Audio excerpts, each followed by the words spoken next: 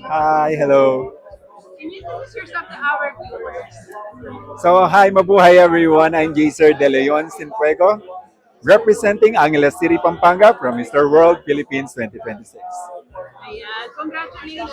Thank you. Officially, City of Angeles ka na Yeah, United yeah. Philippines. Ano nararamdaman natin ngayon? Well, I actually enjoying this competition and quite excited, of course. And unexpected, everything was parang cloud nine, I think, because when I joined this, unexpected everything. Um, they saw me on the modeling competition, and they picked him up from to join this Mr. World. Ayan. I think you have joined other pageants before. Yeah, yeah, yeah. So what made you decide to join Mr. World Philippines? Well, I decided to join in this Mr. World Philippines because I wanted to, because of the beauty with the purpose, and it's showcasing on how I'm gonna, push through my advocacy, which is the from the IP community or the indigenous community, and of course for the senior citizen and for the youth. And my advocacy is for more on. So yung advocacy ko na to, that was continue even this year. And together with my organization, the Sash of Hope. Actually, Sash of Hope is a venture of all the title holder, all the people who actually joining the pageant, those people who actually joining in on any event, models or whatever.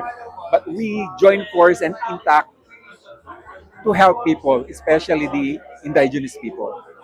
Ayan, let's talk about your advocacy, your BWAP.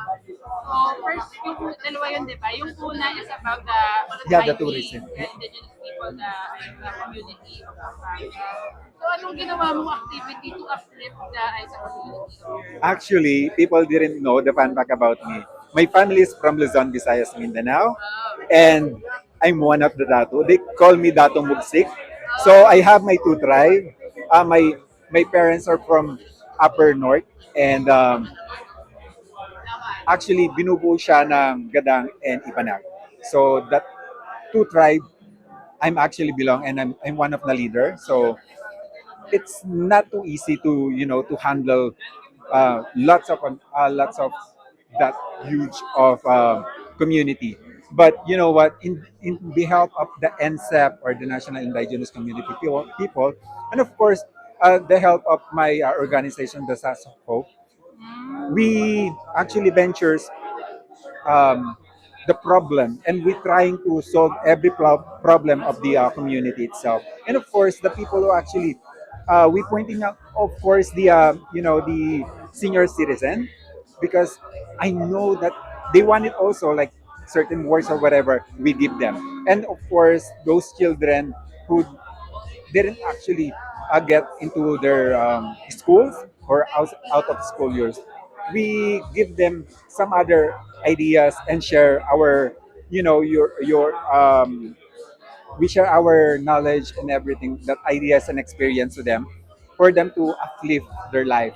And through that, I joined in this competition because I wanted to be the voice of the community itself. And being a leader is not easy, but I'm always working on it. Honestly, I wanted to share also this. Every October is the Indigenous Community Month. So the whole October, I was always been busy on that time because I'm traveling all the way from Luzon, Visayas, and Mindanao to, to meet all the indigenous.